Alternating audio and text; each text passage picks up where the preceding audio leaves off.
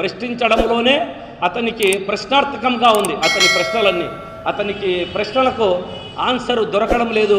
ప్రశ్నిస్తే వారికి కానీ వారి కుటుంబ సభ్యులకు కానీ ఇచ్చినటువంటి పదవులు పోతాయేమో అన్న ఆవేదనతో ఉన్నాడు. పవన్ కళ్యాణ్ గారు, మీరు దాన్ని పక్కకు వదిలి హిందూ ధర్మాన్ని మన పరిరక్షణ కోసము మీరు చెప్పినట్టుగా ముందుకు రావాలి అన్నది మా అందరి యొక్క అభిప్రాయం. చెప్పాలి, నిలదీయాలి, నిగ్గుదీయాలి, అందరినీ ప్రశ్నించగాదు, ప్రభుత్వాన్ని కడగాలి. అవసరమైతే మీరు ప్రభుత్వంలో నుంచి కూడా తప్పుకోవాలి హిందూ ధర్మం కోసం అని చెప్పి నేను పవన్ కళ్యాణ్ గారిని సూటిగా ప్రశ్నిస్తున్నా. తొందరగా ఈ యొక్క ఆలయంలో జరిగినటువంటి విగ్రహము విధ్వంసాన్ని మేము హిందువులంతా కూడా వైఎస్ఆర్ కాంగ్రెస్ పార్టీని ఖండిస్తూ దోషులను మనం వెంటనే కఠినంగా పట్టుకొని శిక్షించాలి.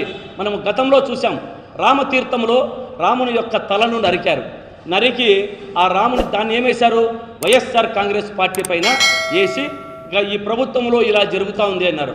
కానీ ప్రభుత్వం వచ్చాక వాళ్ళు ఏం చేశారు, వారికి తల నరికినటువంటి A2గా ఉన్నటువంటి వ్యక్తికి సాక్షాత్తు అశోక్ గజపతి రాజు గారు పక్కన నిలబెట్టుకొని ప్రభుత్వ సొమ్మును 5 లక్షల రూపాయలని వాళ్ళకి ఇవ్వడం జరిగింది.